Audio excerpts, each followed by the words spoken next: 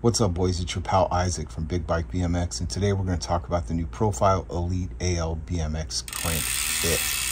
You may be familiar with the Chromoly Elite cranks from Profile.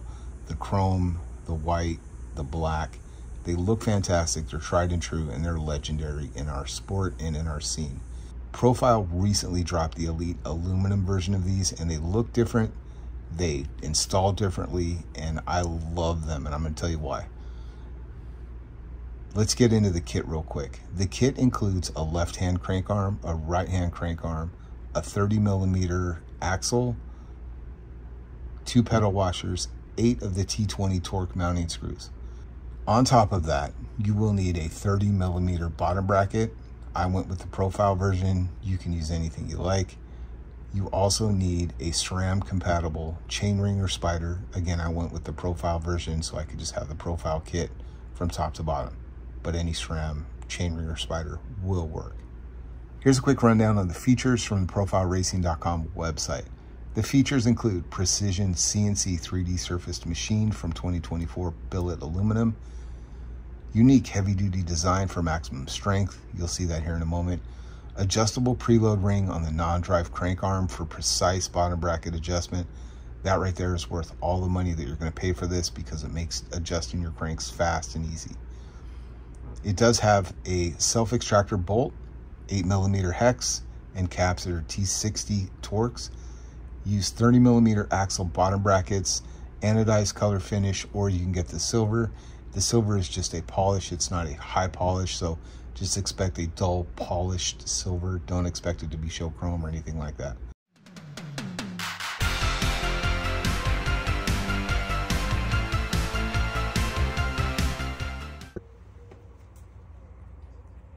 All right, y'all, here are the Profile Elite AL cranks. You have the cutouts on the back.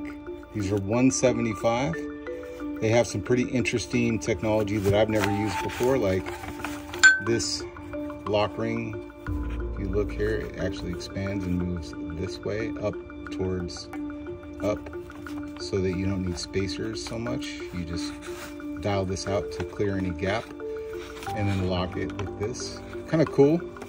First things first, here's the it's a 30mm spindle.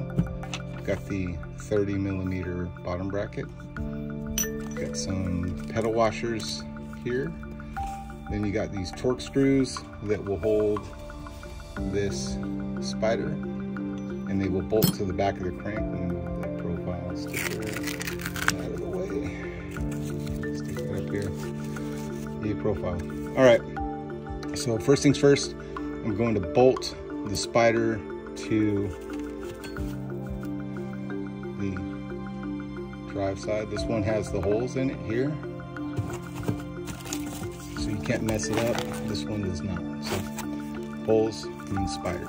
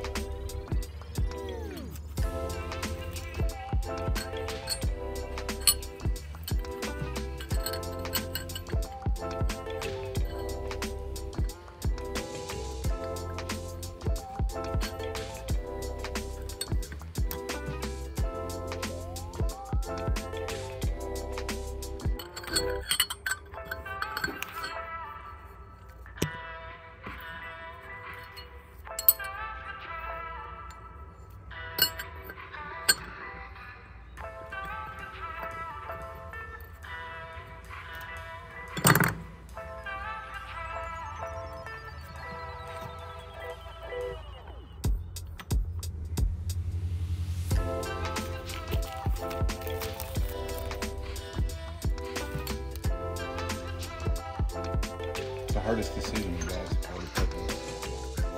104 VCD 3mm offset crank. Okay. I guess it wants me to do it this way. Crank down.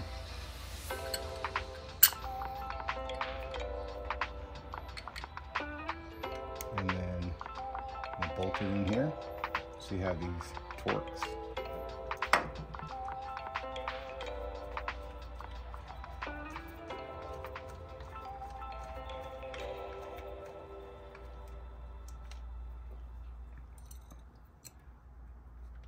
And I'm putting them in a crisscross pattern, the way that you would do a stem or anything, just so I get tension across instead of at the top and in the bottom. And I'm just literally finger tight, not putting a whole lot of effort into it, just getting them tight, hand tight for now.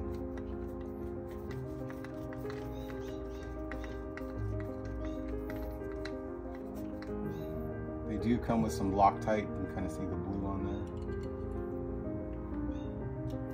I like the idea of the spider being bolted to the arm instead of it being on the spider or just one single bolt like we've always done in the 80s. So this is actually super new to me. Kind of excited to see how this plays. Now that I've got the bolts in all four corners, I can kind of spread them out a bit. I'll do this one next over here. Still just trying to put tension evenly across the spider before I really torque them down. I'm not going to go too hard on them because of the Loctite that's in there to hold it. I don't think these will back out very often, but we'll get them in there. Snug, but not too tight. Last one of the 8 bolts.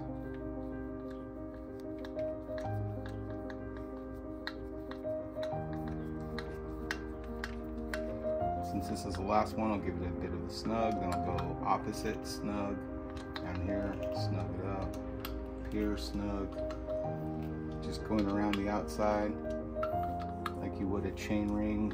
There we go, got that done.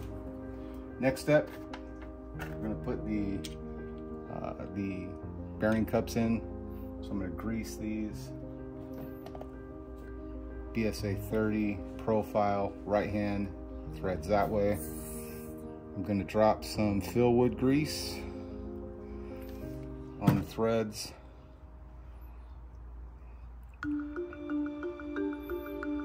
I don't put a whole ton of grease in there, but I put enough so it doesn't squeak. This is the right hand side.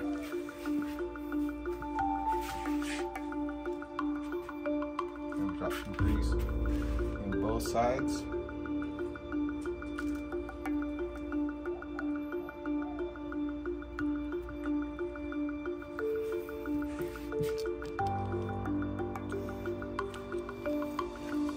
Now, right hand side, there's an R on there. Can you see that? See that R? Yeah. That means right hand side. When you look at your bike and you're riding it, your right hand side. So right hand arrows are pointing this direction, so I know that I'm going to thread it this direction.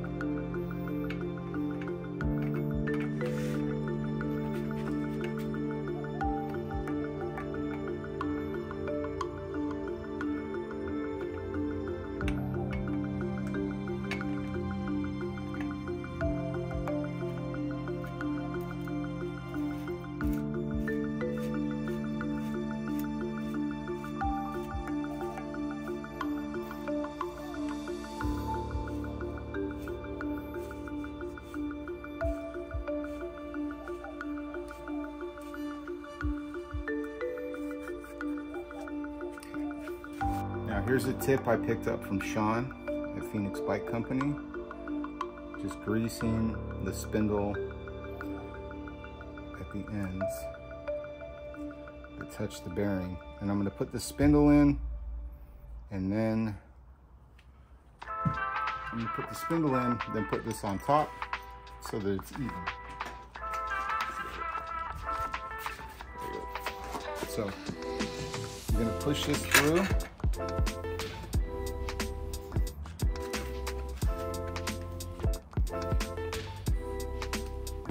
Left hand side goes this way, so it tells me arrow's pointing that way.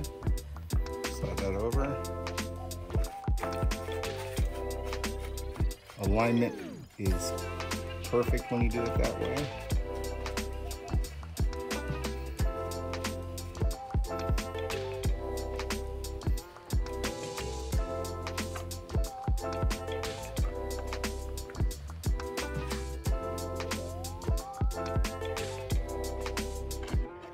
There we go. Spindles in the middle.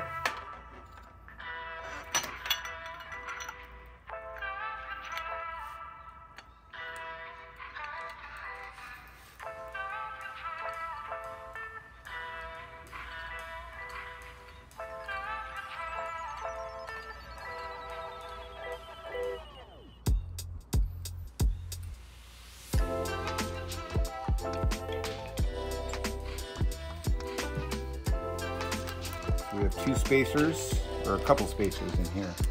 According to the instructions, we're going to take a look at what we got.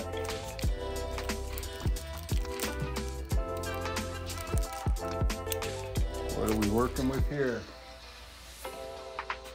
Okay, this one is going to go inside there.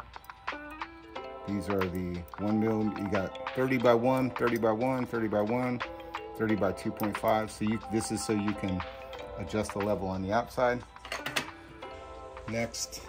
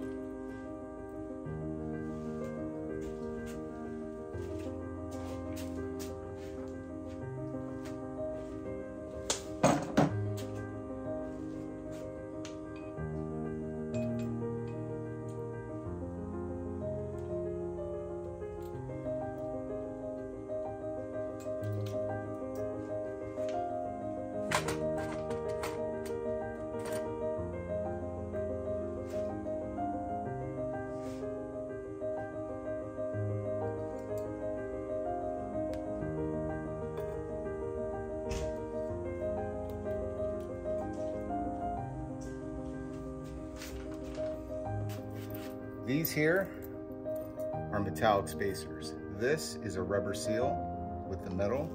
The metal is going to go against the bearing face, like so.